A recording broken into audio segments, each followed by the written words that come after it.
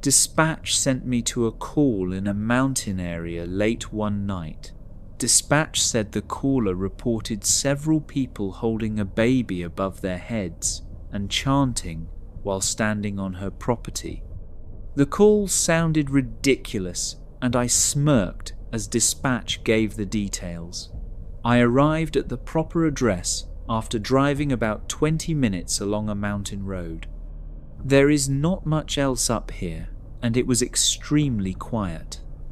No one walks around out here, and there aren't very many cars driving this late. I walked along a gated driveway through a light wooded area.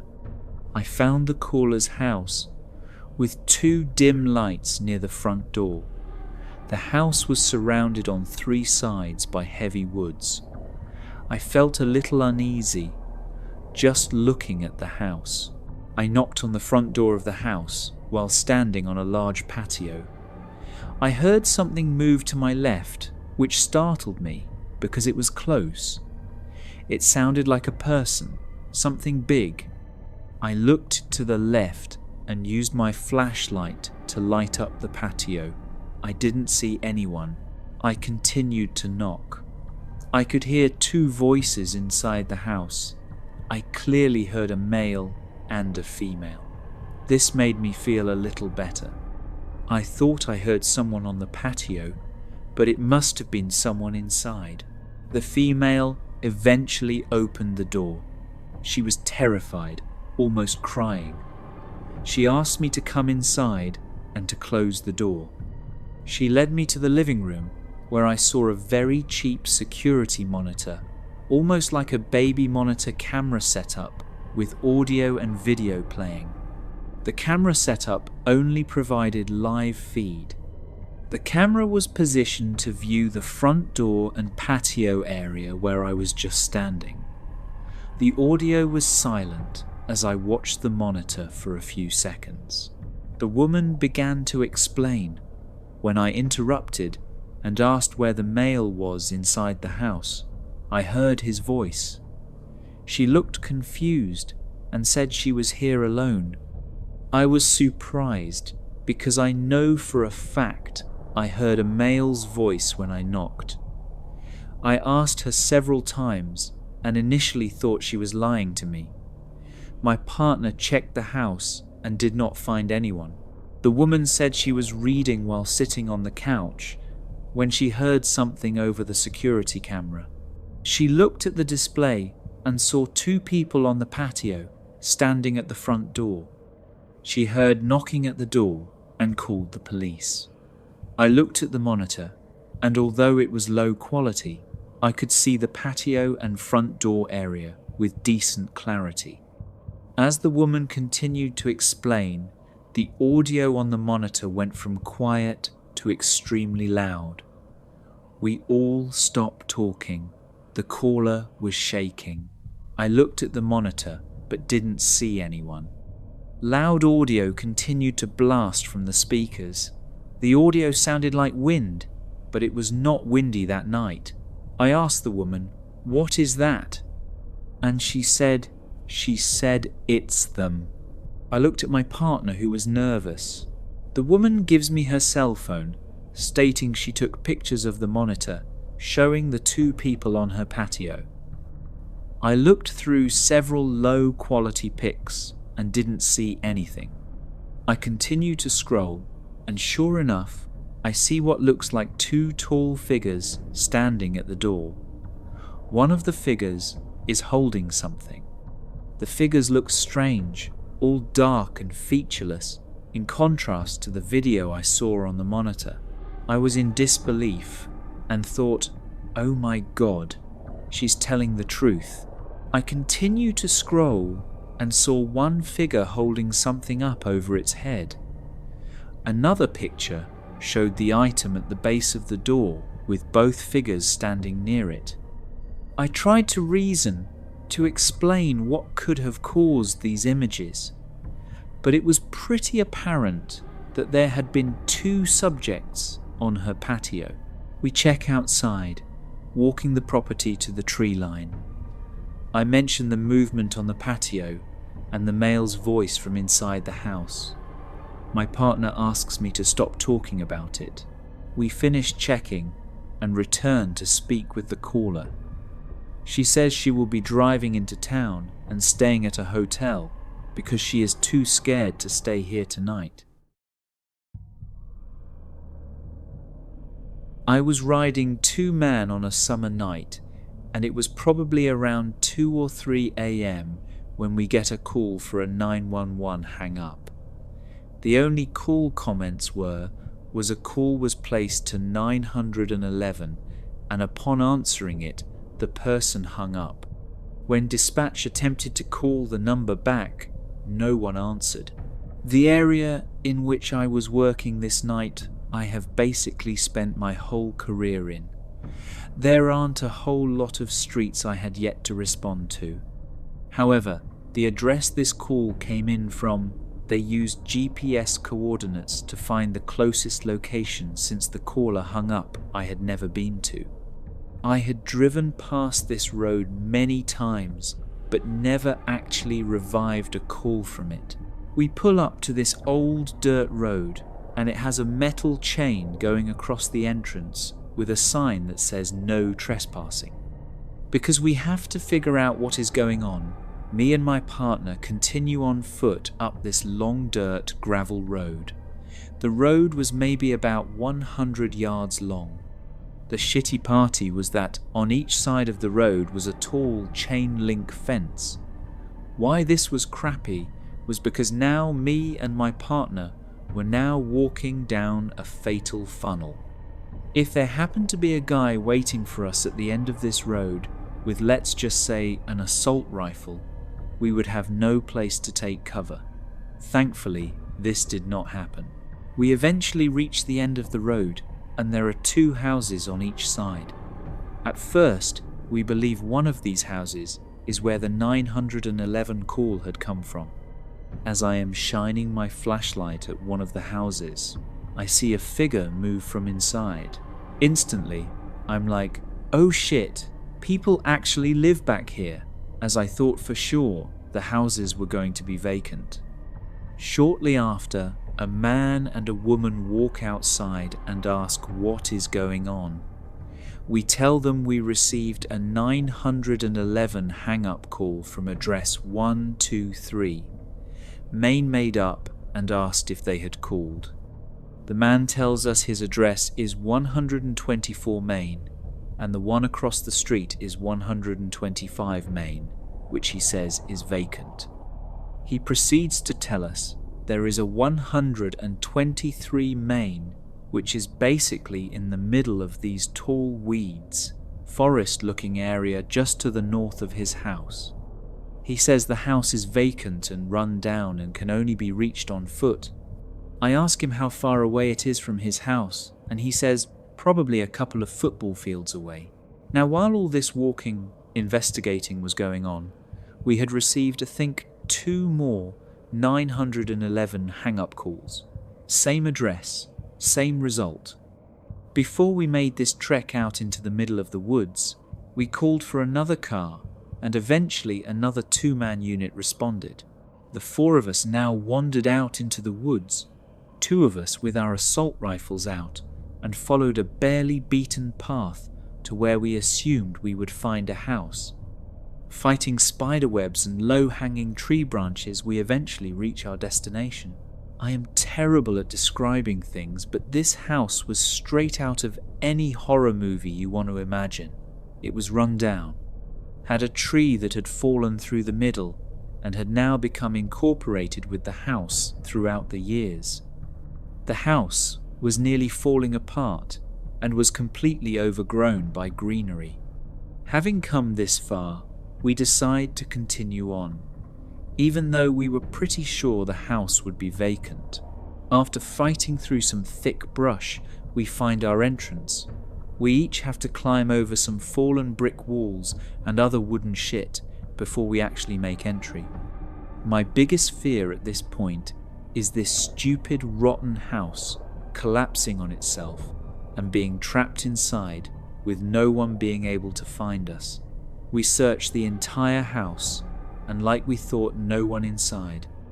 And when I say we searched the entire house, I mean the entire house. Nothing was left unchecked.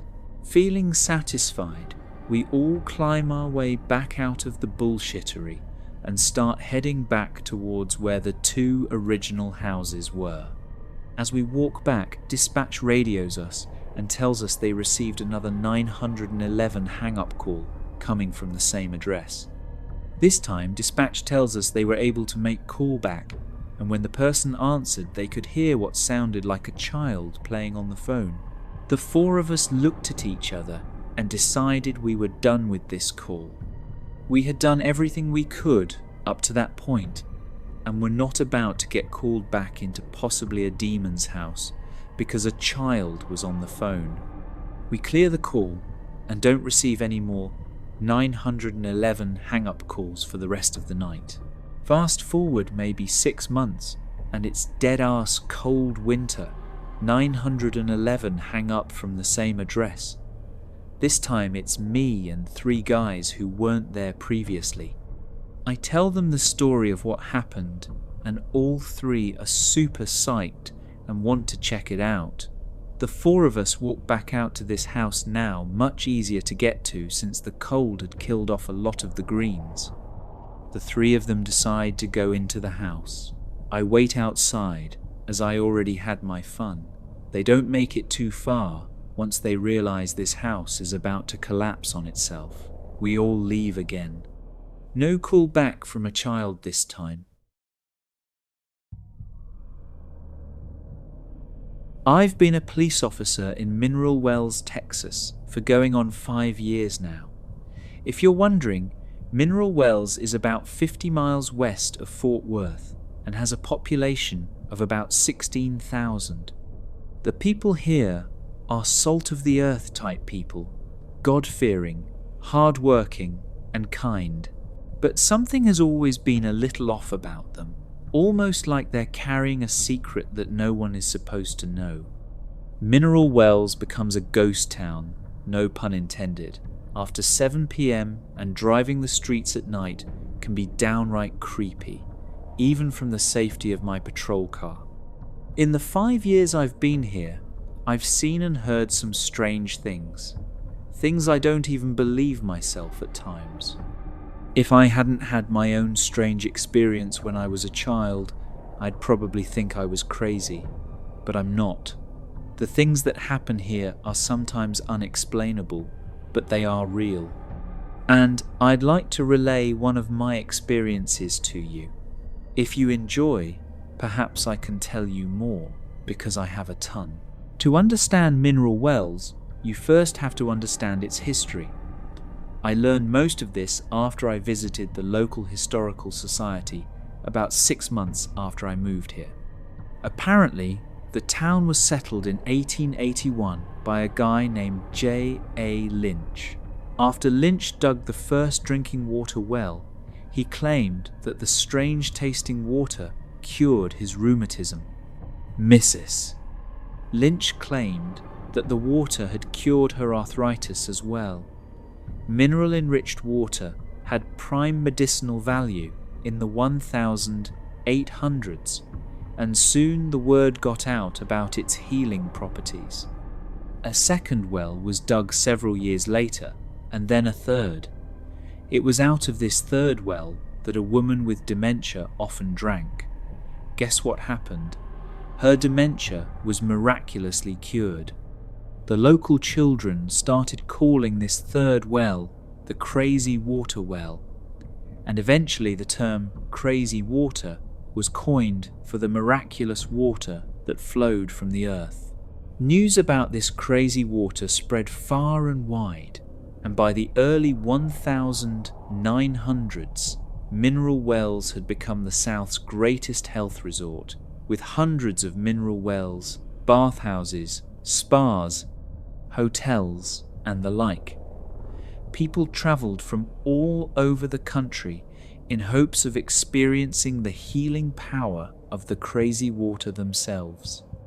As you'd probably imagine, many of these visitors were old or infirm, and many never made it out of town alive.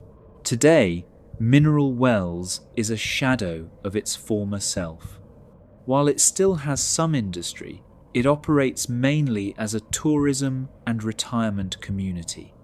But don't let that fool you. In this town, Faulkner's famous quote holds deeper meaning for those of us who choose to call it our home. The past is never dead. It's not even past. After I had been on force for about a month, I had my first experience with the strangeness of Mineral Wells. We had gotten a frantic 911 call about a dead body. I still remember the address, 200 Hubbard Street, the address of the Baker Hotel. I was working nights at the time, apparently. That's where the rookies start, and the call came in about 12:30 a.m. My partner and I were in the area, and it didn't take us very long to get there. When we arrived, the 911 caller was gone, but the body was there, just as described. It turned out to be a young woman. She was splayed out on the red brick steps that led up to the front entrance, her back obviously broken and her head completely smashed. Also, she was totally nude. It was the first dead body I had seen, and it was gruesome. You didn't have to be an expert to determine she had fallen from a great height. I remember looking up to see if there were any balconies that she could have fallen from.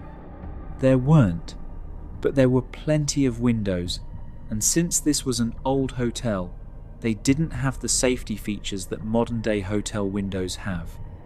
In fact, many of the windows were open. I later learned the Baker Hotel had been shut down in the 70s, but no one would ever admit as to why. We secured the scene and called in the investigative unit.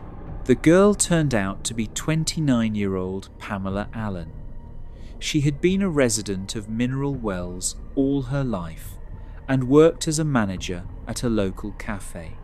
On the night in question, Pamela had been with some girlfriends at a bar that was near the hotel. One of the girls who had been with her told the investigators that they had all been hanging out on the 7th floor of the hotel drinking after the bars closed, when they suddenly realized that Pamela was nowhere to be found. They began looking for her and found her clothes in a pile in one of the rooms next to an open window. That's when they realized that she had fallen and called 911. There were only 2 bits of information they could offer. The first was that Pamela had been overheard saying she needed to go meet Virginia, but none of them knew any friend of hers by that name. The second was that there were rumors in town that she had been having an affair with the owner of the cafe she worked at, but none of them admitted to ever seeing her with him.